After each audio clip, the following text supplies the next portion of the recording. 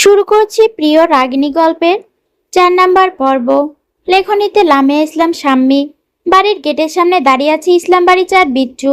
লামিয়া ভয়ে ভয়ে কুকুর ছানাটিকে কোলে নিয়ে বাড়ির ভিতর প্রবেশ করলো। তার পিছন পিছন মাহির, তায়েব, তায়েবা। হলরুমে প্রবেশ করতে দেখলো মা চাচিরা বসে গল্প করছে। লামিয়া তাড়াতাড়ি ওনা দিয়ে ছানাটিকে মুড়িয়ে নিল। মাহির, তায়েব, তায়েবা দ্রুত লামিয়াকে আড়াল করে সিঁড়ি দিকে উঠতে চাইতেই লতিফা বেগম হঠাৎ পেছন থেকে ডেকে উঠলেন, এভাবে চোরের মতো রুমে যাচ্ছিস কেন? আবার কি করলি? তাদের মুখে শুকিয়ে গেল। তোতলাতে তোতলাতে মাহির বলল, কিছু করি নাই তো মেজমা। লতিফা বেগম চোখ ছোট করে সন্দেহ দৃষ্টিতে তাকালেন। ঠিক তখনই রাশেদা বেগম বললেন, থাক না মেজো, যেতে দে ওদের। লতিফা বেগম কিছু না বলে ঘুরে চলে গেলেন। ওরা চারজন একে অপরের দিকে তাকিয়ে হাঁপ ছাড়লো, তারপর দৌড়ে ছাদে উঠে গেল। Breaking news! Detective mister falcon ও তার টিম গভীর জঙ্গলের একটি গুদামঘর থেকে ১০০ জন নারীকে পাচারকারীদের হাত থেকে উদ্ধার করেছে। ২ জন পাচারকারীকে আটক করেছে পুলিশ। অন্ধকার ঘরের ভেতর থাকা এক ব্যক্তি টিভির নিউজ শুনে বাঁকা হেসে বলল, সবে তো শুরু হলো মিস্টার কাইচার, সামনে আরো অনেক কিছু বাকি আছে। হাঁটু পর্যন্ত প্যান্ট উঠিয়ে পুকুরে সিঁড়িতে পানিতে পা ডুবিয়ে মন খারাপ করে বসে আছে আবির। হালকা বাতাসে সিল্কি ছোট ছোট চুলগুলো উড়ছে। মন খারাপ? কারো কণ্ঠ শুনে ঘাড় ঘুরিয়ে তাকালো। লামিয়া দাঁড়িয়ে আছে, তা দেখে হালকা হাসলো। লামিয়া ধীরে ধীরে এসে আবিরের পাশে দূরত্ব বজায় রেখে বসলো। আমি হেরে গেছি রে লামিয়া। আবির নিচু গলায় বলল। লামিয়া হেসে বলল, কি খেলায় হেরে গেছেন? জীবনের খেলায় হেরে গিয়েছি। লামহা অন্য কাউকে ভালোবাসে লামিয়া, ভাঙা গলায় বলল আবির। কাকে ভালোবাসে জানি না। জানতে চাননি কাকে ভালোবাসে? না। দীর্ঘশ্বাস ফেলে লামিয়া বলল, আমরা অভিমান করে অনেক সময় অনেক কিছু বলি, খোঁজ নিয়ে দেখেন অভিমানে বলা কথা সেগুলো সত্যি হয় না। কিন্তু লামহা কাকে ভালোবাসি সেটা কিন্তু আপনার জিজ্ঞেস করার দরকার ছিল। আবিরের কপালে ভাঁজ পড়ে বলল, জানাটা কি খুব জরুরি? আপনার ভালোবাসার মানুষটি কাকে ভালোবাসে সেটার খোঁজ নেওয়া অবশ্যই জরুরি। লামহাকে জিজ্ঞেস করলে সে কি বলবে এখন? তা তো জানি না, কিন্তু মনে হয় না বলবে এখন। কেন? সময় থাকতে জিজ্ঞেস করলে আপনাকে হয়তো বলতো। কিন্তু আমার মনে হয় কি জানেন? কি? লামহা মনে হয় কোনো ডেন্ডিখোরের প্রেমে পড়েছে। কি সব বলছিস? অবাক হয়ে বলল আবির। আরে হ্যাঁ সত্যি, ওরে ওই ডেন্ডিখোরের থেকে যে কোনোভাবে সরিয়ে আনতে শুধুমাত্র আপনি পারবেন। কিভাবে? রোজ ওকে ফলো করবেন, কোথায় যায়, ভার্সিটিতে ওর বন্ধু বান্ধব কেমন, কার সাথে ঘোরাঘুরি করে, কি করে না করে, তাহলেই তো পরিষ্কার হয়ে যাবে। আবির কিছু একটা ভেবে বলল, ঠিকই তো বলেছিস। ঠিক আছে, আমি কালকে থেকে ওকে ফলো করব। থ্যাঙ্কস। আজকে বিকালে রেডি থাকিস, একটা ট্রিট দিব এই কারণে। বলে উঠে চলে গেল। খুশি হয়ে বাসার দিকে যেতে লাবিবের সাথে দেখা হলো। লাবিব আবিরকে এত খুশি দেখে কপাল কুঁচকে বলল, কি ব্যাপার, তুমি এমন খুশি কেন? এমনি। দেখা হয়ে ভালোই হয়েছে। আজকে বিকালে রেডি থাকিস, আমরা সবাই একসাথে ঘুরতে বের হব। বলেই চলে গেল। আবিরকে পুকুরের দিক থেকে আসতে দেখে লাবিব ধীর পায়ে পুকুরের দিকে হাঁটা ধরলো। পুকুরের ওই পাশটায় যাওয়া হয়নি এখনো, এই সুযোগে ঘুরে দেখা যাক বলে হাঁটা দিল। আবির যেতেই লামিয়া হাসলো, পানির দিকে তাকিয়ে রইল কিছুক্ষণ, তারপর দীর্ঘশ্বাস ফেলে বলল, তপ্ত দুপুর, খা খা রোদ্দুর, বুকের বাপাস খালি, তোমার অভাবে আমি রোজ শতকোটিবার মরি।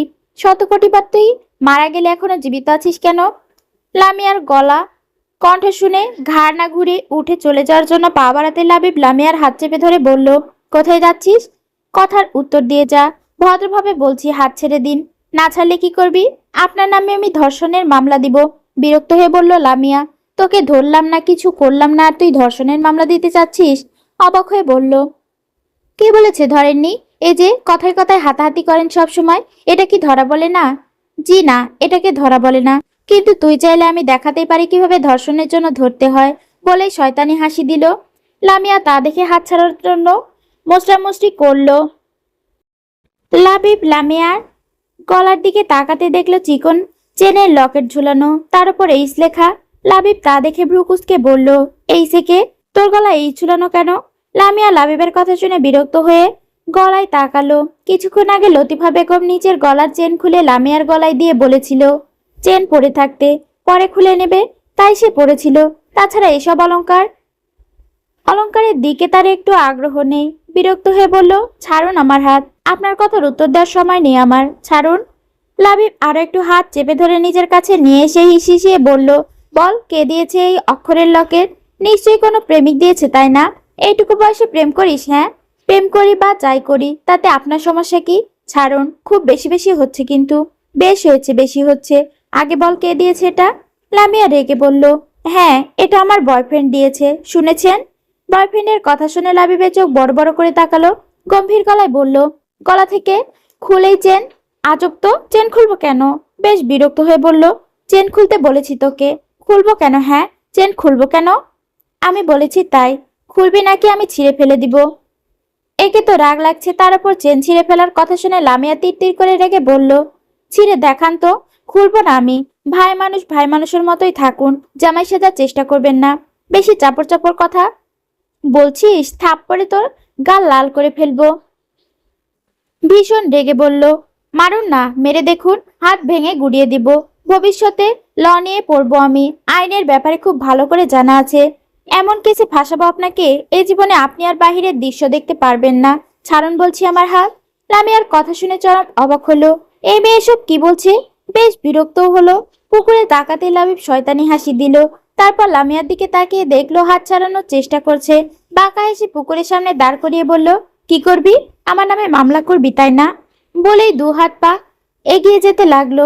লামিয়া এক পা দুপা পিছাতে পিছাতে বলল, দেখুন, এগোবেন না, নয়তো খারাপ হয়ে যাবে। কি খারাপ করবি তুই? বাঁকা হেসে বলল। লামিয়া পিছাতে পিছাতে খেয়ালই করলো না পুকুরের সিঁড়ির একেবারে কাছে এসে গেছে। লাবিব এক পা এগোতেই লামিয়া এক পা পিছালো। ঠাস করে পুকুরে পড়ে যেতেই বাঁচার জন্য হাত বাড়িয়ে লাবিবের শার্টের কলার ধরে ফেললো। এমন শার্টের কলার চেপে ধরায় ব্যালেন্স হারিয়ে লাবিব কিছু বোঝার আগে লামিয়ার কোমর ধরে ঠাস করে পুকুরে পড়ে দুজন একসাথে জলে ডুবে গেল। ঠান্ডা পানির ছলাৎ ছলাৎ শব্দে চারপাশ কেঁপে উঠল। লামিয়া পানি থেকে ওঠার জন্য হাত পা ছুটতে লাগলো। চুল ভিজে মুখে আটকে গেছে। হাঁপাতে হাঁপাতে চিৎকার করলো, ছাড়ুন, আমাকে ছাড়ুন। লাবিবও ভিজে গিয়ে হাঁপাচ্ছে, কিন্তু শয়তানি হাসি মুখে লেগে আছে। এত রাগ, এত সাহস! এখন দেখ কে কাকে বাঁচায়। জামা ভিজে গিয়ে গায়ে লেপটে গেছে। চোখে মুখে বিরক্তি আর রাগ লামিয়ার। আপনাকে বলছি না হাত ছাড়তে। বারবার ধরবেন না হাত, কাপা কাপা গলায় চেঁচিয়ে বলল লামিয়া। লাবিবের চোখ দুটো লাল হয়ে আছে। ভ্রু কুঁচকে বলল, তুই কি সত্যি চাইছিস আমি তোকে ছেড়ে দেই? হ্যাঁ, লামিয়া দাঁতে দাঁত চেপে বলল। সত্যি ভেবে বলছিস? লাবিবের কণ্ঠ ঠান্ডা করে বলল। লামিয়া চোখে চোখ রেখে ঠান্ডা গলায় বলল, হ্যাঁ। লামিয়াকে অবাক করে দিয়ে লাবিব লামিয়ার হাত ছেড়ে দিল। পানিতে থাকার কারণে সে বুঝতে পারেনি যে লাবিবের পায়ের ওপর ভর দিয়ে দাঁড়িয়েছিল। লাবিব হাত ছেড়ে দিতে লামিয়া ঠাঁই না পেয়ে পানিতে তলিয়ে গেল। তা দেখে লাবিব বাঁকা হেসে তুলে উঠাতেই ভয়ে লামিয়া লাবিবের গলা শক্ত করে জড়িয়ে ধরে চোখ বন্ধ করে ভয়ে ভয়ে বলল, প্লিজ লাবিব ভাই, আমি সাঁতার জানি না, আমি পানিতে অনেক ভয় পাই, আপনি তো জানেন, প্লিজ আমাকে ছাড়বেন না। লাবিব হেসে বলল, বা, ইসলাম বাড়ির সবচেয়ে সাহসী কন্যা পানিকে ভয় পায়, এটা তো মানা যায় না। আর তুই তো বললি ছাড়তে, তাই তো ছেড়ে দিলাম। লামিয়া ভয়ে ভয়ে ঠোঁট উল্টে বলল, প্লিজ লাবিব ভাই, আমাকে ছাড়বেন না। ওকে এমন ভয় পেতে দেখে লাবিবের হাসি পাচ্ছে খুব। হাসতে হাসতে বলল, এইবার বুঝবি কত ধানে কত চাল। লামিয়ার রাগ হচ্ছে ভীষণ, ইচ্ছে করছে লাবিবকে কামড়ে দিতে, কিন্তু না না, এখন কিছু বললে লাবিব আবার পানিতে চুবিয়ে দিতে পারে। নিজের রাগ কন্ট্রোল করার জন্য নিজের রাগ কন্ট্রোল করাই জরুরি। অসহায় কণ্ঠে বলল, প্লিজ লাবিব ভাই, পানি থেকে তুলুন আমাকে, আমার ভীষণ ভয় হচ্ছে। লাবিব শয়তানি হেসে এক ঝটকায় লামিয়ার হাত ছড়িয়ে ফেলে নিচের গলা থেকে। তা দেখে লামিয়া চোখ খুলে তাকালো। দেখলো লাবিব শয়তানি হেসে তাকিয়ে আছে তার দিকে। কিছু বলতে যাবে তার আগে লামিয়া আবার পানিতে তলিয়ে গেল। লাবিব তা দেখে হেসে উঠল। লামিয়ার হাত পা ছুটতে পানিতে। লাবিব শুধু হাসছে। পেছন থেকে হামিদা চিৎকার করে বলল, লাবিব ভাই, ওকে তুলে ধরো। লামিয়া তলিয়ে যাবে, পানিতেও প্রচুর ভয় পায়। লাবিব পিছন ঘুরে দেখলো তার সব ভাই বোন দৌড়ে আসছে। সামনে তাকাতে দেখলো লামিয়া নেই। আতঙ্কে লাবিব পানিতে ডুব দিল। ততক্ষণে ইসলাম বাড়ির ছেলে মেয়েরা আর খান বাড়ির ছেলে মেয়েরা সবাই উপস্থিত। সবার চোখে ভয়। অবশেষে লাবিব পানি থেকে মাথা তুললো। লামিয়া ভয়ে ভয়ে ওর গলা শক্ত করে জড়িয়ে ধরেছে। লাবিব ভেবেছিল সাঁতার জানে, কিন্তু এই অপদার্থ যে এখনো শিখেনি, কে জানতো।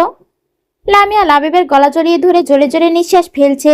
গলা থেকে মাথা তুলে তাকালো লাবিবের দিকে রাগী চোখে। পুকুরের রোদের আলো সরাসরি লামিয়ার মুখে পড়ছে। হালকা বাদামি চোখের মণি জল করে উঠল। লাবিবের টনক নড়ে উঠল। হালকা স্মৃতি চোখের সামনে ভেসে উঠল। লাবিব ঝাড়া দিয়ে লামিয়ার দিকে তাকালো। লামিয়া পারছে না এই চোখ দিয়ে যেন এখনই ওকে গিলে খেতে।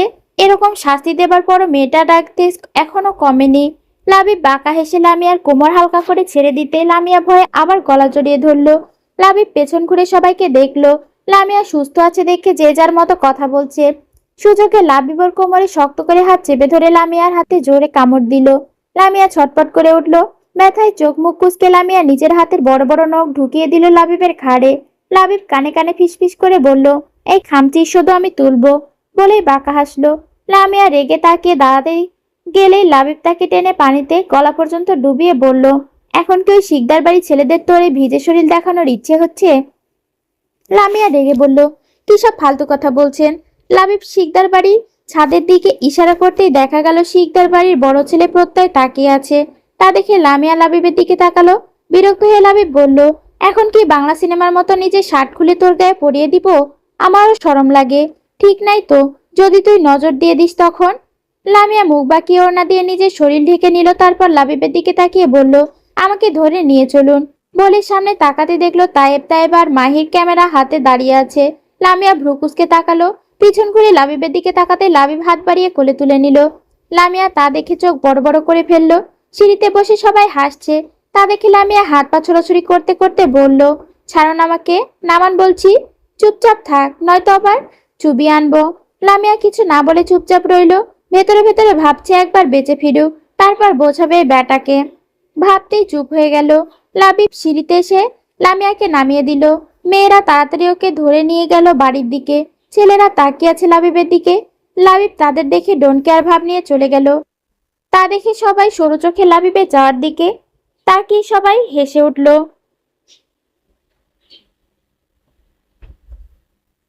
খালি গিয়ে সোফায় বসে পরপর সিগারেট টানছে নাসির কায়সার। চোখ দুটো লাল হয়ে জ্বলজ্বল করছে ল্যাপটপের স্ক্রিনের দৃশ্য দেখে। টেবিল থেকে হুইস্কির বোতল নিয়ে ঢোক ঢোক করে খেতে লাগলো। তখনই দরজা খুলে ভেতরে প্রবেশ করলো নিহির। কায়সার ওর দিকে তাকাতেই নিহির বলল, স্যার, সকালের মেয়েটার সব খোঁজখবর নিয়েছি। ইসলাম পরিবারে মেজো ছেলে হামিদ ইসলামের ছোট কন্যা নাম লামিয়া ইসলাম। বেশ চঞ্চল স্বভাবের মেয়ে, ভীষণ রাগী। কায়সার বাঁকা হেসে বলল, তাহলে ইসলাম পরিবারের সাথে দেখা করা কোনো ডিল করা যায় কিনা? আগে কোম্পানির সাথে বন্ধুত্ব করি, গভীর সম্পর্ক তৈরি করি, তারপর না হয় ব্রাউনিকে ছুঁয়ে দেখা যাবে। বলেই হেসে উঠল। নিহির ভয়ে ভয়ে বলল, স্যার, সেটা না হয় কোনোভাবে করা যায়, কিন্তু ওই ডিটেকটিভ অফিসার যে আমাদের এত বড় ক্ষতি করলো, এখন কি হবে? অনেক কিছুই হবে, সেসব পরে দেখা যাবে। এখন বলো, আমার খাবার কোথায়? জি স্যার, আপনি অনুমতি দিলেই নিয়ে আসি। কাইসার সিগারেট টানতে টানতে বলল, নিয়ে আসো তাড়াতাড়ি, ভীষণ খিদে পেয়েছে আর। নিহির মাথা নাড়িয়ে চলে গেল। কিছুক্ষণ পর ইকবাল সাহেবের মেয়েকে এনে রুমে দিয়ে গেল। মেয়েটিকে দেখে কাইসার হেসে উঠল। মেয়েটি ভয়ে গুটিয়ে কান্না করতে করতে বলল, আমাকে এখানে কেন নিয়ে এসেছেন? প্লিজ আমাকে ছেড়ে দিন, আমি বাসায় যাব। কাইসার সিগারেট ফ্লোরে ফেলে দিয়ে হুইস্কির বোতল হাতে সোফা থেকে উঠে দাঁড়ালো। মেয়েটির দিকে এগোতে এগোতে বলল, ছেড়ে দেব তো, কিন্তু খাবার শেষ হওয়ার পর।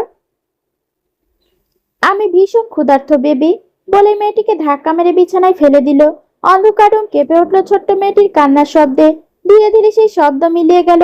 ঘন্টাখানেক পর কাইসার নিজের ক্ষুধা মিটিয়ে পাশ ফিরে শুয়ে চোখ বুঝতেই হঠাৎ ভেসে উঠল সেই হালকা সোনালি রঙের তেজি চোখ। কাইসার ফট করে চোখ খুলে উঠে বসলো। বিরক্ত হয়ে পাশে ফিরতেই দেখলো ছোট্ট মেয়েটি অবচেতন অবস্থায় পড়ে আছে। নিক্ষুব্ধ দৃষ্টিতে মেয়েটির ওপর চোখ বোলালো। তারপর বিরক্ত হয়ে ফোনে কল করে বলল, এই মেয়েকে নিয়ে যাও। বলেই কল কেটে দিল। কিছুক্ষণ পর নিহির এসে অচেতন মেয়েটিকে নিয়ে চলে গেল। কাইসার আবার সিগারেট ধরিয়ে সুখ টান দিতে দিতে চোখ বন্ধ করলো। তখনই ভেসে উঠলো সেই শ্যামবর্ণের মুখটা। কুকুরছানাকে কোলে তুলে রাগি চোখে তাকিয়েছিল তার দিকে। তা মনে পড়তেই কাইসার বাঁকা হেসে বিড়বিড় করে বলল, অনেক সাদা চামড়ার মেয়ে দেখেছি, আবার কালো চামড়ার মেয়েও দেখেছি, কিন্তু কাউকে মনে ধরেনি। আর এই মেয়েটা আমার ঘুম উড়িয়ে নিয়ে গেছে। বলে হেসে উঠল। তারপর বলল, তোমাকে তো আমার চাই ব্রাউনি, যে কোনো মূল্যে লাগবেই। বলেই বাঁকা হাসলো। এসব ভাবতে ভাবতেই রাত কেটে গেল নির্ঘুমে। ভোর সকাল। চারপাশে মৃদু হালকা বাতাস বইছে। পাখিরা কিচিরমিচির শব্দ করে গান গাইছে। লাবিব খালি গায়ে শর্টস পরে ব্যায়াম করছে তাদের বাগানে। সকাল সকাল উঠে ব্যায়াম না করলে তার আবার ভালো লাগে না। হঠাৎ তালুকদার বাড়ির দিক থেকে শোনা গেল মরা কান্নার আওয়াজ। লাবিব ভ্রুকুসকে তাকালো। গেট দিয়ে কান্না করতে করতে বেরিয়ে এলো ময়না বেগম, তার পেছনে মতিন তালুকদার। ময়না বেগম রাস্তার মাঝখানে হাত পা ছড়িয়ে বসে উঠল হাউমাউ করে। আমার মায়া আর নাই রে, আমার মায়া আর নাই। এমন চিৎকার শুনে আশেপাশের মানুষ দৌড়ে এলো। নামাজ পড়ে আবার ঘুমিয়েছিল লামিয়া। হঠাৎ এমন কান্নার আওয়াজে বিরক্ত হয়ে জানালা দিয়ে উঁকি মেরে দেখলো সবাই রাস্তায় ভিড় করছে। বিরক্ত নিয়ে নিচে নেমে গেট পেরিয়ে তাকাতেই দেখলো সবাই গোল হয়ে দাঁড়িয়ে আছে। ময়না বেগম মাঝখানে বসে কান্না করছে। আজমেরি বেগম দৌড়ে গিয়ে পাশে বসলেন। ময়না বেগম তার হাত চেপে ধরে হাউমাউ করতে লাগলো, খালা আমার মাইয়া নাই, গেছে গা, আর আইব না গা। এমন কথা শুনে অনেকেই কান্না জুড়ে দিল। কেউ কেউ বলল, ইস মেয়েটা ভালো আছিল, অল্প বয়সে মেয়ে কিভাবে মারা গেল। কেউ ইন্নালিল্লাহ পড়তে লাগলো। হামিদ সাহেব তার 3 মেয়ের দিকে তাকালেন।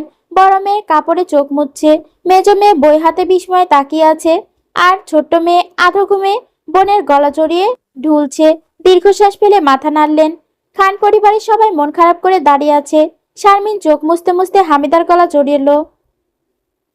রাশেদ ভ্রুকুসকে তাকালো। খালি গায়ে দাঁড়িয়ে থাকা লাবিব সামনে তাকাতেই দেখলো লামিয়া ঘুম জড়ানো চোখে দাঁড়িয়ে ঝিমুচ্ছে। বিরক্ত হলো। আশেপাশের মেয়েরা লাবিবকে দেখে চোখ দিয়ে গিলে খাচ্ছে, কিন্তু লাবিবের খেয়ালই নেই। ময়না বেগমের কান্নার তীব্রতায় নাকের সর্দি ছোটে গড়িয়ে এসে পড়ছে। হা করে কান্নার ফলে সর্দি মুখে ঢুকে গেল। আজমেরি বেগম তা দেখে তার শরীর ঘিনঘিন করে উঠল। নিজেকে সামলে বললেন, ওই সেরি কান্দিস না, আল্লাহ যা করে ভালোর জন্যই করে। এক মহিলা জিজ্ঞেস করলো, তোমার মেয়ের লাশ কোথায়? লাশের কথায় ময়না বেগম আটকে উঠল। কার লাশ? আরে তোমার মেয়ের লাশ। ময়না বেগম কেঁপে ওঠে মতিন তালুকদারের দিকে তাকালো। ওগো, এরা কি বলতাছে? আমার মায়ের লাশ মানে কি? সবাই হা হয়ে তাকালো। মহিলা বিরক্ত হয়ে বলল, কিছুক্ষণ আগে তো তুমি বললে মায়া নাই, তাহলে? ময়না বেগম হঠাৎ আরো জোরে কান্না শুরু করলো। সবাই ভরকে গেল। ময়না বেগমের চিৎকার শুনে লাবিব বেশ বিরক্ত হয়ে পিটপিট করে চোখ খুলে সামনে তাকাতেই চোখে ঘুম উড়ে গেল। কারণ সামনে দাঁড়ানো লাবিব খালি গায়ে, শরীরে বিন্দু বিন্দু ঘাম নেমে যাচ্ছে নাভির দিকে। লামিয়ার বুক ধকধক করছে। শুকনো ঢোক গিলে চোখ সরাতে চাইছে, কিন্তু পারছে না। একের পর এক চোখ লাবিবের পেশিবহুল শরীরে আটকে যাচ্ছে। চওড়া কাঁধ, মেদহীন পেট, 6টি পেশি রেখা স্পষ্ট। মাথা ঘুরে আসছে তার। ল্যাং ধ্যাত, লামহার গলা খামচে ধরল লামিয়া। ব্যথায় কুঁচকে উঠল। সবাই লামহার দিকে তাকাতে সে ব্যাকুল হাসলো। লাবিব তাকিয়ে দেখলো লামিয়া ঠোঁট কামড়ে চোখ বন্ধ করেছে। বিরক্ত হয়ে অন্যদিকে ঘুরে গেল। আজমেরি বেগম এবার ময়না বেগমকে ধমকালেন, আবার কান্দিস কেন? মেয়েটার লাশ কোথায়? বিরক্ত হয়ে ময়না বেগম কান্না জড়ানো কণ্ঠে বলল, আমার মায়ের কিছু হয় নাই তো, লাশ পাইবা কই? সবাই হতবাক। রাশিদা বেগম জিজ্ঞেস করলেন, তাইলে কান্দিস কেন? ময়না বেগম হামাও করে উঠল, আমার মুন্নি ওই হকারের লগে পালাই গেছে গা। সবাই থ হয়ে গেল। এতক্ষণে সবাই ভেবেছিল মেয়ে হয়তো মারা গেছে, আর এখন শোনা গেল পালিয়েছে। রাগে সবাই ময়না বেগমকে বকাঝকা করলো। হামিদা আর শারমিন খেপে বকলো। আরেক পাশে মাহির বিরক্ত হয়ে বলল, যা বাল, হকারের জন্য এই কান্নাকাটি করছে, আর আমরা কি নাকি ভেবে কান্না করছিলাম। লামিয়া চোখ খুলে তাকাতে দেখলে লাবিব এক ভ্রু উঁচিয়ে তার দিকে তাকিয়ে আছে। তা দেখে হেসে অন্যদিকে ফিরল সে। ঠিক তখনই পাশ থেকে এক বৃদ্ধা চেঁচিয়ে উঠল, কিলো চ্যাংড়া পোলা, এই ভোরে ন্যাংটা হয়ে বাহির হইছস কেন? লাবিব ভ্রুকুসকে নিজের দিকে তাকালো, তারপর মহিলার দিকে। আমি তো ন্যাংটা না, প্যান্ট পরেছি। অমন প্যান্ট পরলে কি ন্যাংটাই লাগতাছে। পাশ থেকে লামিয়া ফিক করে হেসে উঠল। লাবিব বিরক্ত হলো। বৃদ্ধা আবারও বলল, এরকম হয়ে বাহির হইও না, আমি তো কন্ট্রোল করতে পারতেছি না। আশেপাশে সিঁড়িরা তো তোরে গিলা খাইতেছে চোখ দিয়া, বলেই লজ্জায় চলে গেল। লাবিব হা হয়ে তাকিয়ে রইল। লামিয়া খিক করে হেসে বলল, শেষে কিনা মঞ্জুর দাদি, আপনাকে দেখে কন্ট্রোললেস হয়ে গেল। সব ভাই বোন ঠোঁট টিপে হাসছে। লাবিব বিরক্ত চেহারা করলো। শেষে আজমি সাহেব নির্দেশ দিলেন মেয়েকে আর ওই হকারকে খুঁজে আনার। মতিন তালুকদার ময়না বেগম চলে গেল। ধীরে ধীরে ভিড় ঠেলে বাসায় গেলেন। একে একে সবাই স্থান ত্যাগ করলো। লামিয়া বাসার দিকে পা দিতে লাবিব ডাকলো, এই দাঁড়া। লামিয়া বিরক্ত হয়ে ঘুরে তাকালো। সারাদিন এমন খিক করে হাসিস কেন? একদম বিশ্রী লাগে তোকে। আপনিও তো খালি গায়ে মেয়েদের সামনে দাঁড়িয়ে শরীর দেখান, এখনো তো বিশ্রী লাগে। আপনাকে সে কথা কি আমি একবারও বলেছি আমাকে বিশ্রী লাগে? জি খুব। তবে তবে কি? তবে প্যান্টটাও খুলে নিন, তাহলে তো আর তেমন বিশ্রী লাগবে না। বলছিস তাহলে? হ্যাঁ বলছি। লাবিব দুষ্টু হেসে শর্টসের দিকে হাত দিতে বলল, তুই যখন বলছিস ট্রাই করে দেখাতে পারি। মানে? লাবিব কোমর থেকে প্যান্ট নামাতে নামাতে বলল, দেখ তো এখন কেমন লাগছে। প্যান্ট একটু নামাতেই লামিয়া চোখ বড় বড় করে আস্তাগফিরুল্লাহ বলেই দৌড়ে বাড়ির ভিতর চলে গেল। লাবিব পিছন থেকে চেঁচিয়ে বলল, দাঁড়া, কমেন্ট দিয়ে যা, কত সুন্দর লাগতেছিল এই পাটকাঠি। কিন্তু লামিয়া আর ভুলল না। তা দেখে লাবিব ঠোঁট কামড়ে হেসে উঠল। পিছন ঘুরে দেখলো মনিকা দাঁড়িয়ে আছে, চোখ চকচক করছে। দৌড়ে এসে বলল, লাবিব সৌমি, আমি কমেন্ট করব তোমাকে কেমন লাগবে। লাবিব বিরক্ত হয়ে তাড়াতাড়ি বাড়ির ভিতর ঢুকে গেল। মনিকার আগে ইসলাম বাড়ির দিকে তাকিয়ে দাঁতে দাঁত চেপে লাবিবের পিছনে হাঁটলো। অফিসে যাবার জন্য আয়নার সামনে দাঁড়িয়ে গুছিয়ে নিচ্ছিল শফিউল খান। টাইটা ঠিক করতে করতে হঠাৎ পেছন থেকে ছোট্ট কণ্ঠ ভেসে এলো, বাবা আসবো। শফিউল খান আয়না থেকে মুখ ফিরিয়ে তাকাতে সামনে দাঁড়িয়ে আছে তার মেয়ে শারমিন। তিনি মিষ্টি হেসে বললেন, এসো। শারমিন আস্তে আস্তে বাবার সামনে এগিয়ে এসে থেমে গেল। মুখ দেখে সহজেই বুঝতে পারলেন মেয়েটা কিছু বলতে এসেছে, তাই তিনি কোমল গলায় বললেন, কিছু বলবে? শারমিন মাথা নেড়ে ছোট্ট স্বরে বলল, বাবা আমি আমাদের কোম্পানিতে জয়েন করতে চাই। শফিউল খান ভ্রু উঁচিয়ে তাকালেন, তারপর শান্তভাবে বললেন, কবে থেকে? তুমি বললে আজ থেকেই। মেয়ের আত্মবিশ্বাসী উত্তর শুনে শফিউল খান হেসে উঠলেন। তারপর মেয়ের মাথায় আলতো করে হাত বুলিয়ে দিলেন, আমি অপেক্ষা করছি, রেডি হয়ে এসো, আজকে থেকেই শুরু করো। শারমিন খুশিতে বাবাকে জড়িয়ে ধরল, হাসি মুখে বলল, ঠিক আছে বাবা, একটু অপেক্ষা করো, আমি এই যাচ্ছি এই আসছি। বলেই দৌড়ে বেরিয়ে গেল তৈরি হতে। সাদা শার্টের ওপর কালো ব্লেজার, চুলগুলো হাত দিয়ে সেট করে রাশেদ গাড়ি থেকে নেমে অফিসের ভিতর প্রবেশ করলো। তাকে দেখে স্টাফরা সবাই দাঁড়িয়ে গেল। রাশেদ হাত দিয়ে ইশারা করলো বসতে বলল। তারপর নিজের কেবিনে ঢুকলো। গায়ে থেকে কালো ব্লেজার খুলে সোফায় রেখে চেয়ারে বসলো। তখনই কেউ দরজা নক করলো। রাশেদ আসতে বলল। লোকটি এসে জানালো, sir, Nasir K and industry কোম্পানির ম্যানেজার মিস্টার কাদের সাহেব এসেছে আপনার সাথে দেখা করতে। রাশেদ কপালে ভাঁজ করে বলল, কেন? তা জানি না স্যার, তবে বলল যা বলার আপনার সাথেই বলবে। ঠিক আছে, ওনাকে ভেতরে আসতে বলুন। লোকটি মাথা নেড়ে চলে গেল। কিছুক্ষণ পর কাদের সাহেব এলো। রাশেদ বসতে বলল, তো মিস্টার কাদের সাহেব, আমাদের কোম্পানিতে আপনাদের মতো এত বড় মানুষের আগমনের কারণ কি? কাদের সাহেব হালকা এসে বলল, আসল নকল বুঝি না, সোজা সাপটা বলুন। আমাদের কোম্পানির ওনার নাসির কায়সার স্যার আপনার কোম্পানির সাথে একটা ডিল করতে চায়। রাশেদ কড়া সুরে জিজ্ঞেস করলো, কেমন ডিল? কাদের সাহেব সামান্য গলা খাকারি দিয়ে বলল, আসলে আমাদের কোম্পানি চাইছে আপনার কোম্পানির সাথে জয়েন্ট প্রজেক্টে কাজ করতে, কিন্তু বড় ইনভেস্টমেন্ট আছে সামনে, সেটা নাসির স্যার চাচ্ছেন আইকে গ্রুপের সাথে শেয়ার করতে। রাশেদ একটু ভেবে বলল, ঠিক আছে, আমি সবার সাথে কথা বলে জানাবো। কাদের সাহেব খুশি হয়ে বলল, ঠিক আছে স্যার, জানাবেন, আজ আসি। বলে উঠে চলে গেল। রাশেদ চোখ বন্ধ করে বসে রইল। কিছুক্ষণ পর ফোন হাতে নিয়ে কাকে যেন মেসেজ করতেই হালকা হেসে উঠল। বাগানে এক পা উঁচু করে কান ধরে মুখ লটকিয়ে দাঁড়িয়ে আছে লামিয়া, মাহির, তায়েবা। তাদের সামনে হাতে ঝাঁটা নিয়ে দাঁড়িয়ে আছেন লতিফা বেগম। একটু দূরে মাথা নিচু করে মন খারাপ করে বসে আছে কুকুরছানাটা, যার নাম লামিয়া দিয়েছে জ্যাকি। মনে হচ্ছে লামিয়াদের মতো ওরও নাম খারাপ হয়ে আছে, ওরও মন খারাপ হয়ে আছে। এমন সময় অফিসের জন্য তড়িঘড়ি করে সবাই বেরিয়ে আসলো বাসা থেকে। উঠোনের এই দৃশ্য দেখে তারা থমকে দাঁড়ালো। লাবিব তা দেখে মুখ টিপে হেসে তাদের সামনে এসে কয়েকটা ছবি তুলে নিল। সেটা দেখে চারজনে বিরক্ত মুখ ঘুরিয়ে নিল। শারমিন এগিয়ে এসে বলল, মেজমা, এভাবে দাঁড় করিয়ে রেখেছেন কেন? তীব্র রেগে লতিফা বেগম বললেন, এই চার বেয়াদব ছেলে মেয়ে বাড়ির ভিতর করে ছানা ঢুকিয়েছে। তার কথা শুনে সবাই চোখ ফেরালো ছানাটির দিকে। লামিয়া বিরক্ত হয়ে বলে উঠল, মা, ওর নাম জ্যাকি, কুকুরের ছানা না, সম্মান দিয়ে কথা বলো। কথা শেষ হতেই পিঠে ঝাঁটার বাড়ি এসে পড়ল। উফ মা, ব্যথা পাচ্ছি, বলে পাশ ফিরল লামিয়া। চোখে পানি এসে গেল, কাঁদো কাঁদো গলায় বলল, বাবা কিছু বলবে না? লতিফা বেগম আবার তেড়ে আসতেই হামিদ সাহেব কড়া গলায় বললেন, আর একটা বাড়ি যেন না পড়ে ওদের শরীরে।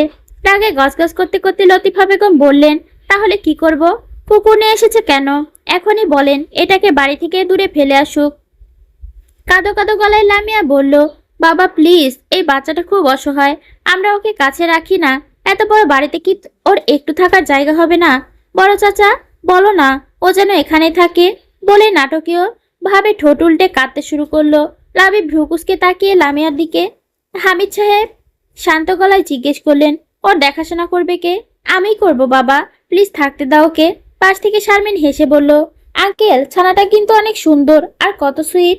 হামিদ সাহেব বড় ভাই আনিসুল সাহেবের দিকে তাকালেন। আনিসুল সাহেব চোখের ইশারায় সম্মতি দিলেন। তখন হামিদ সাহেব বললেন, ঠিক আছে, থাকতে পারে, তবে তোমাদেরই দেখে রাখতে হবে। এই কথা শুনে লামিয়া, মাহির, তায়েবা খুশিতে লাফিয়ে উঠল। তাদের সাথে জ্যাকিও লাফাতে শুরু করলো। দৃশ্যটা দেখে সবাই হেসে উঠল। লতিফা বেগম রেগে থাকলেও হাসি চেপে রাখতে পারলেন না। শেষে মিছে রাগ দেখাতে লাগলেন। লামিয়া দৌড়ে গিয়ে জ্যাকিকে কোলে তুলে নিল। আজমির সাহেব হেসে বললেন, আচ্ছা চলো, এখন সবাই লেট হয়ে যাচ্ছে। বলে সবাই এগিয়ে গেল বাড়ির দিকে। লাবিব শেষবারের মতো লামিয়ার দিকে তাকিয়ে মুচকি হেসে চলে গেল। আবির লাবিবকে হাসতে দেখে এগিয়ে এসে বলল, হেসে লাভ নেই ভাই, মেয়ে কিন্তু আগে থেকেই বুকিং, অন্যের বইয়ের ওপর নজর দিয়ে লাভ নেই। তা শুনে লাবিব আবার হেসে উঠল।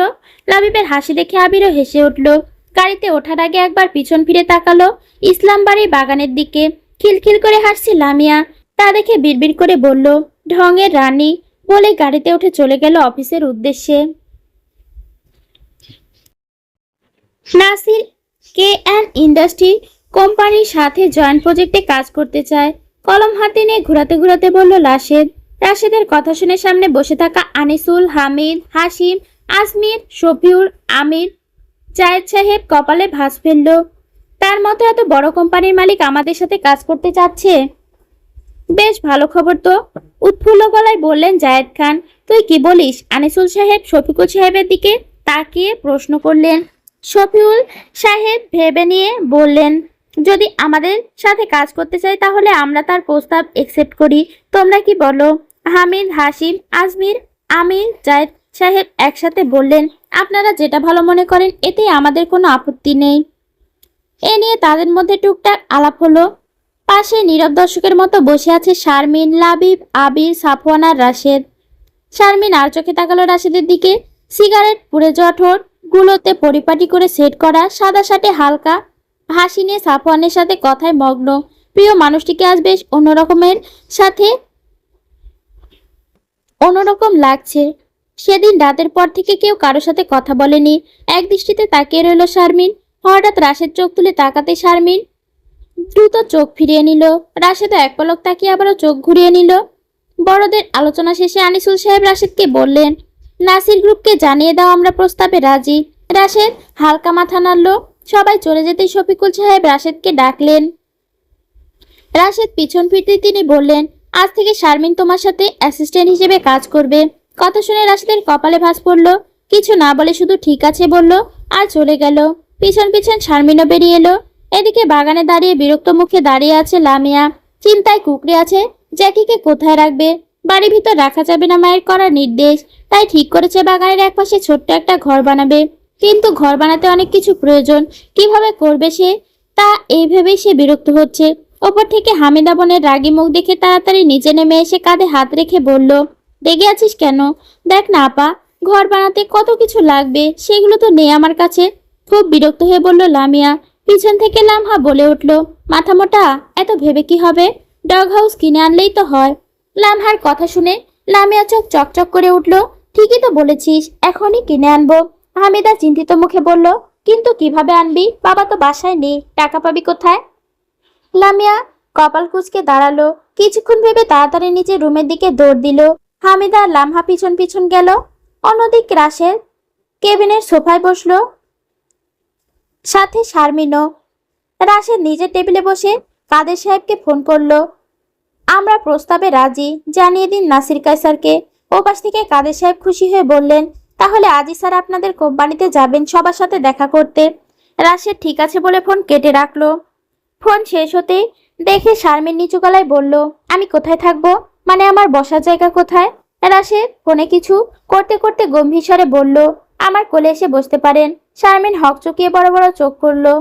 মানে? রাশেদ শীতল চোখে তাকালো, তারপর চেয়ার থেকে উঠে দরজা লাগিয়ে দিল। শারমিন তড়িঘড়ি উঠে দাঁড়িয়ে বলল, একি দরজা লাগালেন কেন? দরজা আর কিছু বলতে পারলো না। রাশেদ এগিয়ে এসে হঠাৎ তার চুল খপ করে ধরলো। ব্যথায় চোখ বন্ধ করে শারমিন বলল, কি করছেন? ছাড়ুন, ব্যথা পাচ্ছি। রাশেদ আরো শক্ত করে আঁকড়ে ধরলো। শারমিনের চোখ বেয়ে পানি গড়িয়ে পড়লো। শান্ত চোখে তা দেখে রাশেদ ঠান্ডা গলায় বলল, এসব শরীরের সাথে ল্যাপটানো জামা পরে সবাইকে শরীর দেখিয়ে ঘোরাবেন, বেশ ভালো কথা, কিন্তু আমার অ্যাসিস্ট্যান্ট হিসেবে কাজ করতে চাইলে এসব শরীর দেখানো পোশাক পরা যাবে না। বলে তার চুল ঝাড়া মেরে ছেড়ে দিয়ে ফোন হাতে নিয়ে বেরিয়ে গেল। চোখের পানি মুছে শারমিনও বেরিয়ে এলো। নিজের কেবিনে বসে কাগজপত্রে চোখ বুলাচ্ছিল লাবিব। হঠাৎ ফোনে মেসেজ আসতেই ক্লিক করে মেসেজ পড়লো। পড়ে হেসে উঠলো। ফোনটা টেবিলে রেখে আবার কাজে মন দিল। কালো কিছু গাড়ি এসে থামলো আইকে গ্রুপের বিল্ডিং এর সামনে। একে একে দরজা খুলে বেরিয়ে এলো কালো স্যুট পরা কয়েকজন বডিগার্ড। তারা চারপাশে চোখ বুলিয়ে নিশ্চিত হলো নিরাপদ। তারপর গাড়ির দরজা খুলে নামলো নাসির কায়সার। সাদা শার্টের ওপর ধূসর ব্লেজার, চোখে কালো সানগ্লাস, হাতে সিগারেট। নাসির কায়সার ঠোঁটে সিগারেট ধরে শুক টান দিয়ে ধোঁয়া ছাড়লেন। ঠোঁটের কোণে হালকা বাঁকা হাসি খেললো। তার পেছন গম্ভীর মুখে হাঁটছে নিহির। ভেতরে খবর পৌঁছে গেল রাশেদের কাছে। রাশেদ ব্লেজার গায়ে চাপিয়ে দরজা খুলে বেরিয়ে এলো। সিঁড়ির সামনে দাঁড়াতে নাসির কায়সারের চোখ পড়ল রাশেদের ওপর। রাশেদ ঠোঁটে হালকা হাসি টেনে এনে হাত বাড়িয়ে দিল। ওয়েলকাম টু আইকে গ্রুপের মিস্টার নাসির কায়সার। নাসির কায়সার হালকা হাসি দিয়ে হাত ধরলো। Pleasure in mind mister Rashed Islam. Rashed হেসে বলল, আসুন, বলে নিজের কেবিনে চলে গেল। তার পেছনে নাসির কায়সার এসে ভেতরে বসলেন। দরজা ঠেলে ভেতরে প্রবেশ করলো লাবিব, আবির আর সাফওয়ান। তারা সবাই নাসির কায়সারের সঙ্গে হেসে হ্যান্ডশেক করলো। কৌশল বিনিময় করে টুকটাক কথা বলতে লাগলো। আকাশে মেঘ জমেছে, মনে হচ্ছিল বৃষ্টি হবে। অফিসের নিচে এসে দাঁড়ালো লামিয়া। গায়ে হলুদ রঙের থ্রি পিস, কোলে জ্যাকি। বিরক্ত মুখে অফিসের দিকে পা বাড়ালো। হাঁটতে হাঁটতে বিড়বিড় করে তাইবা মাহিরকে বকতে লাগলো। একজন ঘুমিয়েছে, আরেকজন বান্ধবীর বাসায়, আরেকজন যে কোথায় গেছে 100 বার কল করেও পাওয়া যায়নি, তাই বিরক্ত হয়ে নিচে এসেছে একা। হামিদ সাহেবের কেবিনে ঢুকতে আরেকবার বিরক্ত হলো। বাবা আবার কোথায়? দিশেহারা হয়ে রাশেদের কেবিনের দিকে পা বাড়ালো। বাবা নেই, ভাইয়া তো আছে। হালকা হেসে রাশেদের কেবিনের দরজা খুলে প্রবেশ করলো। আশেপাশে কারোর দিকে না তাকিয়ে সরাসরি রাশেদের কাছে এগিয়ে গেল। হঠাৎ অফিসে লামিয়াকে দেখে রাশেদ, লাবিব, আবির, সাফওয়ান বেশ অবাক হলো। নাসির কায়সার অবাক হয়ে তাকিয়ে আছে লামিয়ার দিকে। সে আশাও করেনি যে আজকে লামিয়ার দেখা পাবে। রাশেদ লামিয়ার দিকে তাকিয়ে বুঝালো বেশ রেগে আছে সে। চেয়ার ছেড়ে উঠে লামিয়ার কাছে এগিয়ে বলল, কি হয়েছে, এত রেগে আছিস কেন? হঠাৎ অফিসে? বাবা কোথায় ভাইয়া? বিরক্ত ভঙ্গিতে বলল লামিয়া। চাচারা সবাই মিটিংয়ে আছে। কখন শেষ হবে মিটিং? ঘন্টাখানেক লাগবে। লামিয়া বিরক্ত হয়ে সোফায় বসে পড়ল। রাশেদ জ্যাকিকে দেখে ভ্রুকুসকে বলল, এই কুকুর কোথা থেকে এনেছিস তুই, আর এভাবে কোলে তুলে নিয়েছিস কেন? লামিয়া রেগে বলল, খবরদার ভাইয়া, কুকুর বলবো না, ওর নাম জ্যাকি, আমার বন্ধু। রাশেদ ঠোঁট চেপে ধরে পিছনে তাকালো। সবাই তাদের দিকে তাকিয়ে আছে। আবির এগিয়ে এসে জ্যাকিকে কোলে তুলে বলল, তুই ওকে কুকুর বলিস কেন? ওর নাম জ্যাকি। আজকে এটার জন্য ওর পিঠে ঝাঁটার বাড়ি পড়েছে। রাশেদ সকাল সকাল অফিসে এসেছিল, তাই ও কিছু জানে না। ভ্রুকুসকে বলল, সব পরে জানাবো, এখন বল কিসের জন্য এসেছিস? লামিয়া নাটকীয়ভাবে রাশেদের গলা জড়িয়ে ধরে কান্না করতে লাগলো। সবাই ভরকে গেল। সাফওয়ান অস্থির গলায় বলল, কি হয়েছে, এভাবে কান্না করছিস কেন? পেছন থেকে লাবিব হেসে বলল, ভাইয়া, এসব কুমিরের কান্না, পাত্তা দিও না। লামিয়া ভ্রুকুসকে তাকালো লাবিবের দিকে। লাবিব ভেংচি কেটে অন্যদিকে তাকালো। পাশ থেকে যে চোখ দিয়ে গিলে খাচ্ছে লামিয়াকে কারো খেয়ালই না থাকলেও দূরে দাঁড়িয়ে থাকা একজনের চোখ সেটা ঠিকই পড়লো। রেগে হাত মুষ্টিবদ্ধ করলো। রাশেদ লামিয়াকে মাথায় আদর করতে করতে বলল, কি হয়েছে বোন, আমাকে বল। ভাইয়া, আমার কিছু টাকা লাগবে। রাশেদ পকেট থেকে 100 টাকা বের করে লামিয়ার হাতে দিয়ে বলল, নে। লামিয়া বিরক্ত হয়ে বলল, 100 টাকা দিয়ে কি হবে ভাইয়া? তাহলে কত টাকা লাগবে? ভ্রুকুসকে বলল রাশেদ। লামিয়া মুখে হতাশার রাগের মিশ্রণ নিয়ে বলল, কমপক্ষে 20,000 টাকা। রাশেদ বড় বড় চোখ করে বলল, কি 20,000 টাকা? এত টাকা দিয়ে কি করবি তুই? জ্যাকির জন্য হাউস কিনবো, কিছু জামা কাপড় কিনবো, বলল লামিয়া চোখে উচ্ছ্বাস নিয়ে। রাশেদ বিরক্ত হয়ে বলল, এই কুকুরের জন্য এত কিছু কেন লাগবে বোন? লামিয়া রেগে বসে পড়ল সোফায়। রাশেদ শেষমেশ উপায় না পেয়ে জেদের কাছে হার মেনে ফোন বের করে বিকাশ থেকে 20,000 টাকা পাঠিয়ে দিল লামিয়ার ফোনে। লামিয়া ফোন চেক করতে সোফা থেকে লাফিয়ে গিয়ে দাঁত কেলিয়ে বলল, থ্যাংক ইউ, বলে চলে যেতে নিলে রাশেদ বলল, গাড়ি নিয়ে যা, আমি ড্রাইভার আঙ্কেলকে বলে দিচ্ছি। লামিয়া মাথা নেড়ে জ্যাকিকে কোলে নিয়ে বেরিয়ে গেল। নাসির কায়সার এতক্ষণ লালসা দৃষ্টিতে লামিয়ার দিকে তাকিয়েছিল। সেই তেজি চোখ ভেবেই বাঁকা হাসলো। পাশ থেকে নিহিরকে কিছু ইশারা করতে নিহির বুঝে ফোন বের করে কাউকে কল করলো।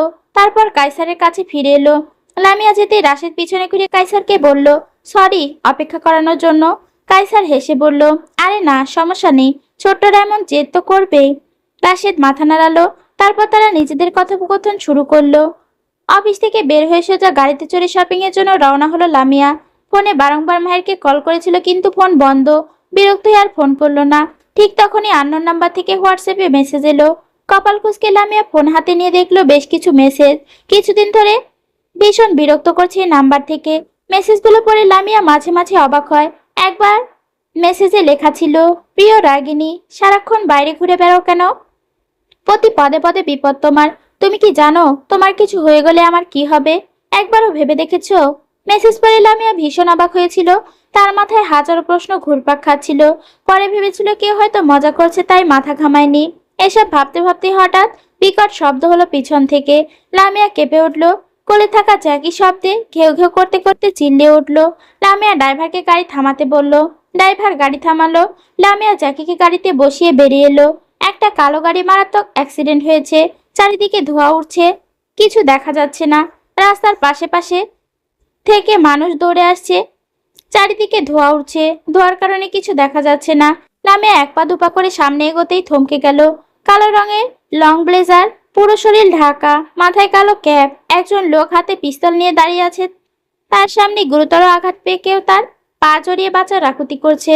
লোকটি পিস্তল দিয়ে শুট করতে লামিয়া চিৎকার করে উঠল, নো ডোন্ট শুট বলে লোকটির দিকে দৌড়ে আসতে লাগলো।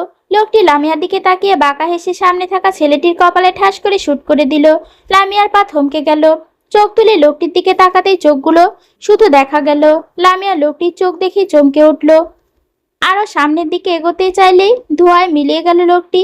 লামিয়া দৌড়ে যেতেই তাকে আর পেল না। কে এলো? আর চোখ দুটো এত চেনা কেন মনে হলো? ছোট আম্মা, তাড়াতাড়ি গাড়িতে বসুন। বড় বাবা কল করে বলেছে তাড়াতাড়ি শপিং করে বাড়িতে যেতে। পেছন থেকে ড্রাইভার বলল। লামিয়া ভাবনার জগৎ থেকে বেরিয়ে এলো ড্রাইভারের কথায়। আশেপাশে তাকিয়ে কাউকে দেখতে না পেয়ে হতাশ হয়ে গাড়িতে বসলো। ড্রাইভার গাড়ি স্টার্ট দিল। জ্যাকি লাফ দিয়ে লামিয়ার কোলে বসলো। তার চোখের সামনে একজন লোক আরেকজনকে মেরে ফেললো। আর ওই চোখগুলো এত পরিচিত কেন মনে হলো? কে সে? তাকে কি চিনি? ভাবতে ভাবতে গাড়ি শপিং মলে এসে থামলো। লামিয়া আর কোনো কিছু না ভেবে জ্যাকিকে কোলে নিয়ে ভেতরে প্রবেশ করতেই সিকিউরিটি পথ আটকে দিল। লামিয়া কপাল কুঁচকে ফেললো। সিকিউরিটি ভদ্রভাবে বলল, ম্যাম, পশু পাখি এখানে প্রবেশ করতে পারবে না। লামিয়া বিরক্ত হয়ে বলল, কেন? ভিতরে তো কুকুর বিড়ালের সবকিছুই পাওয়া যায়, তাই না? জি ম্যাম। তাহলে ওদের নিয়ে ভেতরে প্রবেশ করলে সমস্যা কোথায়? ওদের না দেখে কিছু কিনলে ওরা পছন্দ না করে তখন টাকাগুলো নষ্ট হবে। তাই ওদের দেখিয়ে কেনাটাই ভালো। এখন তাড়াতাড়ি রাস্তা ছাড়ুন। সিকিউরিটি কিছু বলতে গিয়ে ফোন পেয়ে কথা বলল। লামিয়ার দিকে তাকিয়ে বলল, সরি ম্যাম, আপনি যেতে পারেন। লামিয়া ভ্রুকুচকে হেসে ভিতরে প্রবেশ করলো। মলে ঢুকে লামিয়া কোল থেকে নামিয়ে দিল জ্যাকিকে। নামার সাথে সাথে জ্যাকি খুশিতে লেজ নেড়ে হাঁটা শুরু করলো। লামিয়া ওর ছোট্ট পায়ে সাথে রেখে এক দোকান থেকে আরেক দোকানে ঘুরতে লাগলো। যখনই কিছু পছন্দ হয় জ্যাকিকে দেখিয়ে দেখিয়ে কিনতে লাগলো। জ্যাকি আবার চারপাশে তাকিয়ে তাকিয়ে লেজ নেড়ে সবকিছু উপভোগ করছিল। কিন্তু তারা জানলই না মলে সিসি ক্যামেরার ওপাশ থেকে কেউ তাদের প্রতিটি মুহূর্ত গভীরভাবে লক্ষ্য করছে। লামিয়া উল্টাপাল্টা কাজকর্মে সেই অচেনা দর্শকের মুখে মৃদু হাসি ফুটে উঠছিল। অনেকগুলো জিনিস কেনাকাটা শেষে এক এক করে গাড়িতে সব তুলে রাখলো। গাড়িতে বসতেই ফোন বেজে উঠলো। স্ক্রিনে মাহিরের নাম ভেসে উঠলো। লামিয়া ফোন ধরে কিছু বলার আগে মাহির তাড়াহুড়ো করে বলল, তাড়াতাড়ি ভার্সিটিতে আয়, কালকে পরীক্ষা, কিছু নোট করতে হবে। আমি এখন ভার্সিটিতে আছি বলেই ফোন কেটে দিল। কালকে পরীক্ষা শুনেই লামিয়ার কপালে ভাঁজ পড়ল। সারা বছর সে যতই হাসি ঠাট্টায় সময় কাটাক না কেন, পড়াশোনার ক্ষেত্রে ছিল সে খুব সিরিয়াস। কারণ তার একটাই স্বপ্ন, ভবিষ্যতে একজন অ্যাডভোকেট হওয়া। পড়াশোনা নিয়ে সে কখনোই হেলাফেলা করতো না। মাহির ফোন কাটা মাত্রই লামিয়া তার সময় নষ্ট করলো না। জ্যাকিকে ড্রাইভারের সাথে বাসায় পাঠিয়ে দিয়ে নিজে দ্রুত একটা রিকশায় উঠে বসলো। স্যার, এটা নিশ্চয়ই ফ্যালকনের কাজ। নাসির কায়সার চুপচাপ দাঁড়িয়েছিল। লামিয়াকে তুলে আনতে তার পিছনে লোক পাঠানো হয়েছিল, কিন্তু আশ্চর্যজনকভাবে তাদের গাড়িকে কে যেন উড়িয়ে দিয়েছে। এটা কি ফ্যালকনের কাজ? অথচ এখনো সে ফ্যালকনকে চোখে দেখেনি। কিন্তু ফ্যালকন জানলো কিভাবে লামিয়ার পিছনে লোক পাঠানো হয়েছে? তাহলে কি সে সবসময় আশেপাশেই ঘুরছে? ভাবনার ভিড়ে হঠাৎ করে কায়সারের ফোনে টুং করে মেসেজ এলো, আননোন নাম্বার। কৌতূহলী হয়ে কায়সার মেসেজ ওপেন করলো। ভেতরে একটি ভিডিও। ক্লিক করতেই স্ক্রিনে স্পষ্ট ভেসে উঠল তার গোডাউনে আগুন। দাউ দাউ করে জ্বলছে চারপাশ। কায়সারের চোখ রক্তলাল হয়ে উঠল। রাগে হাত থেকে ফোন ছুঁড়ে ফেললো দূরে। তার মুখ দেখে মনে হচ্ছিল যেন এখনই সবকিছু ছাই করে ফেলবে। দাঁতে দাঁত চেপে গর্জন করে ফেললো, ফ্যালকন, তোকে আমি ছাড়বো না। আকাশ জুড়ে মেঘ গর্জে উঠলো, যে কোনো সময় নেমে আসতে পারে ঝুম বৃষ্টি। এদিকে লামিয়া ক্লাস শেষে রিক্সার জন্য দাঁড়িয়ে আছে। হঠাৎ ঝিরিঝিরি করে বৃষ্টি নামলো, সাথে বজ্রপাত। আর সে ব্যাগ আনেনি, শুধু মাহিরের কাছ থেকে নেওয়া নোটের খাতা হাতে ছিল। সেটাই বুকে শক্ত করে চেপে ধরে দাঁড়িয়ে রইলো। বৃষ্টিতে কিছুই দেখা যাচ্ছিল না। তখনই হঠাৎ মাথার ওপর ছাতার ছায়া, তার গায়ে বৃষ্টি পড়ছে না দেখে অবাক হয়ে পড়ে তাকাতে দেখলো ছাতা। ধীরে ধীরে চোখ নামিয়ে পাশে তাকাতেই চমকে উঠলো, তার সামনে দাঁড়িয়ে আছে এক পুরুষ। লামিয়ার মুখ আপনা আপনি হাঁ হয়ে গেল। ছেলেরা এত সুন্দর হয় তা তার জানা ছিল না। সুঠাম দেহ, গায়ের রং ধবধবে সাদা, চোখের মানি কালো কুচকুচে, চোখে হালকা সাদা ফ্রেমের চশমা, ঠোঁটগুলো হালকা গোলাপি, কালো সিল্কি চুল কপালে পড়ে আছে, গায়ে ব্রাউন ওভারশার্ট, সাথে হালকা ব্লু জিন্স, দেখতে একেবারে বিদেশিদের মতো। লামিয়ার মনে হলো এই চোখ কোথায় যেন সে দেখেছে, মলে যাওয়ার সময়। তখন ধোঁয়ায় ঘেরা হলেও এই চোখের গভীরতা যেন একই। চোখে চোখ পড়তে মুহূর্তের জন্য থমকে গেল। অচেনা তবুও চেনা মনে হচ্ছিল। লামিয়া আবার চোখের দিকে তাকাতেই চার চোখ এক হলে লামিয়া তাড়াতাড়ি চোখ নামিয়ে নিল। কি আছে এই চোখে? কেন বারবার মনে হচ্ছে এই চোখ সে খুব ভালো করে চিনে? এত বৃষ্টির মধ্যে ভাবে দাঁড়িয়ে আছেন কেন? বেশ গম্ভীর স্বরে বলল লোকটি। কথার শব্দ শুনে ভাবনা থেকে বেরিয়ে এলো, আমি বৃষ্টির মধ্যে দাঁড়াই বা শুই, তাতে আপনার কি সমস্যা? কে আপনি? ঝাঁঝালো কণ্ঠে জবাব দিল লামিয়া। আমি কে সেটা না জানলেও চলবে, নিন ছাতাটা। আমি কেন আপনার ছাতা ধরবো? চিনি না জানি না, বিরক্ত লুকালো সে। আপনি বড্ড কথা বলেন। আপনার নাম কি? গম্ভীর ভঙ্গিতে প্রশ্ন করলো লোকটি। আমার নাম দিয়ে কি করবেন? ঠোঁট বাঁকিয়ে বলল লামিয়া। আচ্ছা, নাম লাগবে না, নিন ছাতা ধরুন। অনেক বৃষ্টি হচ্ছে বলে জোর করে ছাতাটা তার হাতে ধরিয়ে দিল। তারপর ধীরে ধীরে চলে গেল। লামিয়া স্তব্ধ চোখে তার চলে যাওয়ার দিকে তাকিয়ে রইল। তারপর নোটের খাতার দিকে তাকিয়ে ছাতাটা মাথা থেকে সামনে নিয়ে এগোলো। সামনে ঠিক তখনই একটা রিক্সা এসে দাঁড়ালো। সুযোগ বুঝে লামিয়া ঝটপট উঠে বসলো। রিক্সায় ঝুম বৃষ্টির ভেতর দিয়ে এগোতে লাগলো। যদি লামিয়া একবার পিছনে তাকাতো তবে দেখতে পেত কেউ তাকে দূর থেকে মুগ্ধ দৃষ্টিতে তাকিয়ে দেখছে। রিক্সা চোখের আড়াল হতেই লোকটি মৃদু হাসলো, ঠোঁটে ফিসফিস করে উঠল, শক্ত করে ধরিনি হাত। চুড়িগুলো ছিল সূক্ষ্ম। শহরে আবার বৃষ্টি নামো, ঝরে যাক তোমার দুঃখ। তোমার জীবনে আমি আবার রঙিন করে দেব। তোমার সব দুঃখ আমি দূর করব, কথা দিলাম, রাগিনী। রাত 1:20। বাইরে ঝিরিঝিরি করে বৃষ্টি পড়ছে। কয়েকদিন ধরে টানা রাতের বৃষ্টি, এতে সবারই ঘুম ভালো হচ্ছে। কিন্তু আজ লামিয়া চোখে কোনো ঘুম নেই। পড়ার টেবিলে বসে বইয়ের পাতায় চোখ বুলিয়ে যাচ্ছে। পরশুদিন পরীক্ষা, এই নিয়ে তার মাথায় ভয়ঙ্কর চাপ। ঠিক তখনই ধুম করে কারেন্ট চলে গেল। আহ, আবার কারেন্ট গেল, মরণ। বিরক্ত হয়ে দুই একটা গালিও দিল সে। ড্রয়ার থেকে মোমবাতি বের করে জ্বালালো। টেবিলে রেখে একটু হেঁটে এসে বারান্দায় দাঁড়াতেই দু এক ফোঁটা বৃষ্টির পানি মুখে এসে পড়লো। ঠান্ডা পানির ছোঁয়ায় চোখ বন্ধ করে ফেললো সে। আর চোখ বন্ধ করতে ভেসে উঠলো এক মিষ্টি অতীত। আকাশ ঢেকে আকাশ মেঘে ঢাকা, কালো হয়ে আছে চারিদিক। 4-5 বছরের গুলুমুলু ছোট্ট মেয়ে, লাল টুকটুকে ফ্রক পরে, মাথায় দুটো ছোট্ট ছুটি, হাঁটু ছিল টুপটুপ করে রক্ত পড়ছে। ঘাসের ওপর বসে পা ছড়িয়ে সে কাঁদছে। কান্নায় চোখ মুখ ফুলে গেছে। চারপাশে তাকাচ্ছে, চেনা কারো খোঁজ করছে, কিন্তু কেউ নেই। ভয়ে জড়সড় হয়ে বসে আছে। ঠিক তখনই ঝুম বৃষ্টি নামলো, সাথে বাজের গর্জন।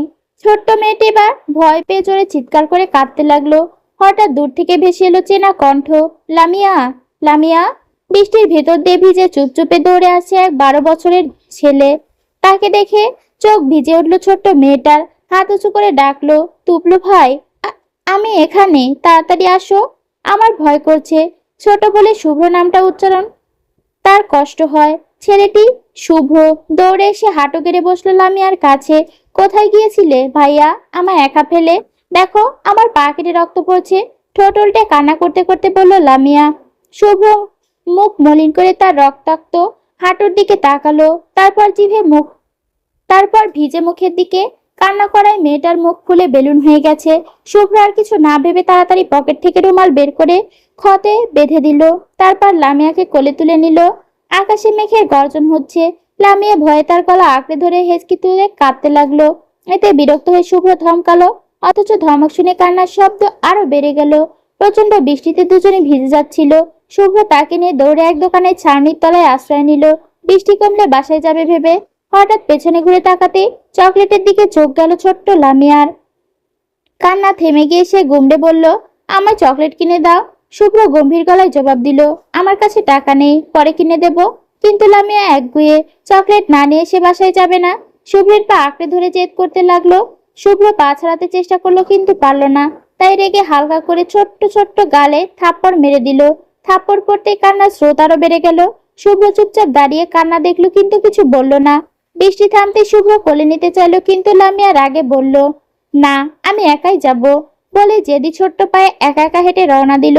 শুভ্র তার পিছন পিছন চলল। ভেজা রাস্তায় হঠাৎ স্লিপ খেয়ে আবার পড়ে গেল। হাঁটুর ক্ষত থেকে আবার রক্ত বের হলো। তা দেখে আবার কেঁদে উঠল লামিয়া। শুভ্র এবার রেগে তাকালো, তারপর কোলে তুলে নিল। শুভ্রের গলা জড়িয়ে কান্না করতে করতে ঘুমিয়ে পড়ল লামিয়া। বাসায় ফিরে শুভ্র লতিফা বেগমের হাতে লামিয়াকে দিয়ে তার বাড়ি চলে গেল। ঘুম ভেঙে লামিয়া দেখলো শুভ্র তার ক্ষতে মলম লাগাচ্ছে। তার মুখ গোমড়া করে অন্যদিকে ফিরতেই শুভ্র হেসে 6 বক্স চকলেট এগিয়ে দিল। কিন্তু রাগে লামিয়া বলল, আমার লাগবে না, তুমি আমাকে মেরেছো, আমি বড় হয়ে তোমাকে বিয়ে করব না। শুভ্র মুচকি হেসে এগিয়ে এসে ছোট্ট গালে চুমু দিল। ঠিক আছে, তোকে আমি রিক্সাওয়ালার সাথে বিয়ে দিয়ে দিব। লামিয়া চোখ বড় বড় করে বলল, কেন? শুভ্র অভিমানী সুরে, তুই তো আমাকে বিয়ে করবি না তাই। তাড়াতাড়ি গলা জড়িয়ে ধরল লামিয়া, না, আমি তোমাকে বিয়ে করব। ওই রিক্সাওয়ালার কাছে দিও না প্লিজ। শুভ্র তার মাথায় হাত বুলিয়ে দিল, মনে থাকবে তো? হ্যাঁ, বলে শুভ্রের গালে চুমু খেলো ছোট্ট লামিয়া। চকলেট হাতে পেয়ে খিলখিল করে হাসলো সে। শুভ্র মুগ্ধ হয়ে তাকিয়ে রইল। তুবলো ভাই, তুমি অনেক ভালো। আই লাভ ইউ তুবলো ভাই। শুভ্র হেসে জিজ্ঞেস করলো, আই লাভ ইউ মানে জানিস? লামিয়া ছোট্ট হাত দুটো উঁচু করে শুভ্রের সামনে ধরলো। শুভ্র বুঝলো সে কোলে উঠতে চায়, তাই কোলে তুলে নিল। লামিয়া গলা জড়িয়ে ধরে বলল, জানি তো, আই লাভ ইউ মানে আই লাভ ইউ। বলে খিলখিল করে হেসে উঠল। আবার শুভ্র মুচকি হেসে তাকিয়ে রইল। আই হেট ইউ শুভ্র ভাই, আই হেট ইউ। চোখ ভিজে উঠল লামিয়ার। আপনি আপনার কথা রাখেননি, আমাকে একা ফেলে চলে গেছেন বেইমানের মতো। অনেক ঘৃণা করি আমি আপনাকে। বলেই চোখ মেলল। দুফোঁটা অশ্রু গড়িয়ে পড়ল। হাতের উল্টো পিঠে মুছে আবার মোম নিভিয়ে শুয়ে পড়ল। আজ মনে হয় না কারেন্ট আসবে। হালকা শীত লাগছিল। আলমারি থেকে চাদর বের করে গায়ে জড়িয়ে পড়ল। শুয়ে পড়ল সে। চোখ বন্ধ করতে আবার ভেসে উঠল সেই চোখ জোড়া। ফট করে আবার চোখ খুলল। কিছুক্ষণ বিড়বিড় করে নিজেকে কিছু বলল, তারপর ধীরে ধীরে ঘুমিয়ে গেল। সকাল হতে না হতেই চেঁচামেচি শুরু হলো। আর শুক্রবার থাকায় ছুটির দিন, তাই সবাই বাসায়। খানবাড়ির কর্তারা ইসলাম বাড়িতে এসে চায়ের আড্ডা জমিয়েছে তাদের সাথে। সাফওয়ানও এক কোণে বসে বসে মা চাচিদের সব রান্নাঘরে রান্না করতে ব্যস্ত। তখনই হুট করে লোকটি বাড়ির গেটে প্রবেশ করলো। লোকটিকে দেখে হামিদ সাহেব মুখের হাসি দেখা গেল। উঠে যে লোকটির সাথে কৌশল বিনিময় করে তাদের মাঝে বসিয়ে পরিচয় করিয়ে দিলেন সবার সাথে। লোকটির নাম জব্বার, একজন ঘটক। হামিদার জন্য ভালো একটি সম্বন্ধ এনেছে সে। শুনেই সবাই খুশি হলো। সাফওয়ানের মুখে যেন আধার নেমে এলো। হামিদ সাহেব হালকা হেসে বলল, তা জব্বার সাহেব ছেলে কি করে? ভাই, আপনি বলেছিলেন, আপনার কথা মতোই ছেলে এনেছি। বেশি বড় লোক না, একটা ছোটখাটো চাকরি করে। ফ্যামিলি অনেক ভালো। তারা শুধু একটা শান্ত ভদ্র মেয়ে চায়। আপনার বড় মেয়ে একদম সেই রকমই। এখন আপনি যদি অনুমতি দেন তাহলে তারা এসে দেখে যেতে পারে। সবাই জব্বারের সাহেবের কথা মনোযোগ দিয়ে শুনলো। হামিদ সাহেব আনিসুল সাহেবের দিকে তাকিয়ে বলল, বড় ভাই, আপনি কি বলেন? আনিসুল সাহেব বললেন, মেয়ে যখন বিয়ের বয়স হয়েছে তাহলে তো বিয়ে দিতেই হবে, তা নিয়ে সমস্যা নেই। কিন্তু হামিদের সাথে কি কথা বলেছো? হামিদ সাহেব মাথা নাড়িয়ে বললেন, না ভাই। আনিসুল সাহেব গম্ভীর গলায় বললেন, ওর সাথে আগে কথা বলে নাও। এখনকার যুগে ছেলে মেয়ে তাদেরও তো পছন্দ অপছন্দ থাকতে পারে, তাই না? পাশ থেকে শফিউল সাহেব চায়ে কাপে চুমুক দিয়ে বললেন, তা ঠিক বলেছিস আনিসুল। হামিদ, তোমার উচিত হামিদা মার সাথে কথা বলা, তারপর না হয় এসব কথা আগানো যাবে। হামিদ সাহেব কিছু একটা ভেবে জব্বার সাহেবের দিকে তাকিয়ে বললেন, ঠিক আছে জব্বার সাহেব, আমি আমার মেয়ের সাথে কথা বলে নেই, তারপরে আপনাকে জানাবো। জব্বার সাহেব মাথা নাড়িয়ে চলে গেলেন। সাফওয়ান একটু হাঁক ছেড়ে বাঁচলো। তারপর ভাবলো, না, এভাবে চলতে থাকলে প্রিয় মানুষটিকে সে হারিয়ে ফেলতে পারে।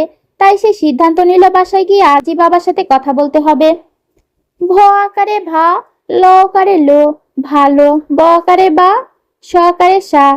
ভালোবাসো, ভালোবাসো, আমায় তুমি ভালোবাসো। অনেকক্ষণ যাবৎ গলা ফাটিয়ে বাথরুমে বসে গান গাচ্ছিল তায়েব। তায়েবের পাশের রুমটা লামিয়ার, তার পাশে মাহিরের, মাহিরের পাশেরটা তায়েবার। তায়েবের গলা ফাটিয়ে গান শুনে লামিয়ার ঘুম ভেঙে গেল। ঘুম ভাঙার কারণে ক্ষিপ্ত হলো বেশ। তাড়াতাড়ি উঠে তায়েবের রুমে যেয়ে বাথরুমের দরজা লাগিয়ে লাথি মেরে বলল, হারামজাদা, দরজা খুল। তোর ভালোবাসা যদি না ছুটে আজকে তাহলে আমার নামও লামিয়া ইসলাম না। বলে আরো একটা লাথি মারলো দরজায়।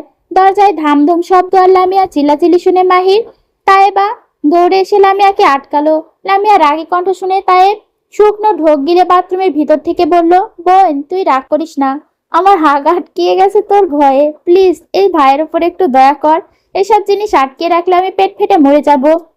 লামিয়া রেগে আবারও তেড়ে গিয়ে দরজায় লাথি মেরে বলল, তুই ওইখানেই মরে থাক, আর যদি বের হস তাহলে আজকে তোকে আমি মেরে ফেলবো। বলে আরো একটা লাথি দিল দরজায়। তাইবা ভয়ে লাফিয়ে উঠলো, তারপর আবার নিজের কাজ করতে বসে গেল। মাহির তাইবা লামিয়াকে আটকালো। লামিয়া রেগে ওদের ঝাড়া মেরে ছাড়িয়ে বলল, হারামজাদারে বাহির কর এইখান থেকে, নয়তো দরজা ভেঙে ভেতরে ঢুকে মারবো।